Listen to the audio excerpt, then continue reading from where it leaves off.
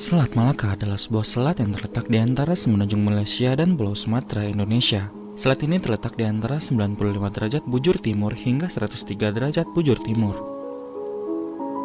Dari segi ekonomi dan strategis, Selat Malaka merupakan salah satu jalur pelayaran terpenting di dunia, sama pentingnya seperti terusan Suez dan terusan Panama. Selat Malaka membentuk jalur pelayaran terusan antara Samudra Hindia dan Samudra Pasifik, serta menghubungkan 3 dari negara-negara dengan jumlah penduduk terbesar di dunia, India, Indonesia, dan Tiongkok.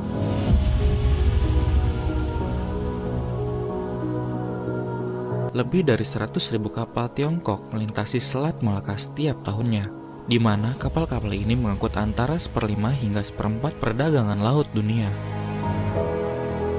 Sebanyak setengah dari minyak yang diangkut oleh kapal tanker dunia melintasi selat ini. Pada tahun 2003, jumlah itu diperkirakan mencapai 11 juta barel minyak per hari, suatu jumlah yang dipastikan akan meningkat tiap tahunnya, mengingat besarnya permintaan dari Tiongkok.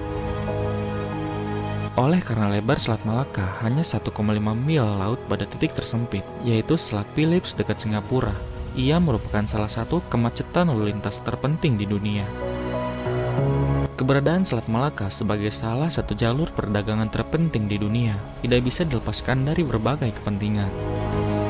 Dari segi kepentingan ekonomi dan militer, Selat Malaka merupakan choke points yang sangat strategis bagi proyeksi armada angkatan laut negara-negara yang memiliki kepentingan di kawasan Asia Pasifik. Bahkan Selat Malaka juga dapat menjadi alat dalam rangka forward presence ke seluruh penjuru dunia. Yang menarik, ada satu rahasia terpendam di balik Selat Malaka ini. Satu pernyataan pernah dilontarkan oleh Bosman Mardigu tentang tidak harmonisnya hubungan kerabat Indonesia-Malaysia. Ia menyatakan bahwa Selat Malaka adalah faktor penting di belakangnya.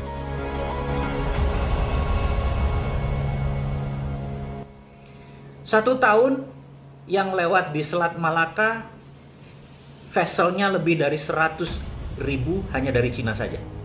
Jadi betapa pentingnya Selat Malaka bagi Cina. Kita urai. Negara di utara Indonesia itu semuanya negara produsen. Jepang, Korea Selatan, Taiwan, Hong Kong. Kita pisahkan Hong Kong dengan Cina dulu. Kemudian Cina ada Shenzhen, Guangdong, ada Shanghai dan lain sebagainya. 20% produk mereka pergi ke Amerika Utara. Yang 80% pergi ke Afrika dan Eropa, selalu melewati Selat Malaka. Karena itu sejak 2009 Cina merasa penting untuk menguasai Selat Malaka. Makanya ada sebuah strategi oleh Cina yang disebut Malaka Dilema. Kenapa Cina menyebutnya Malaka Dilema? Karena kalau Indonesia sama Malaysia itu kompak, kita gapit itu Selat Malaka, maka Cina ekonominya bisa bangkrut.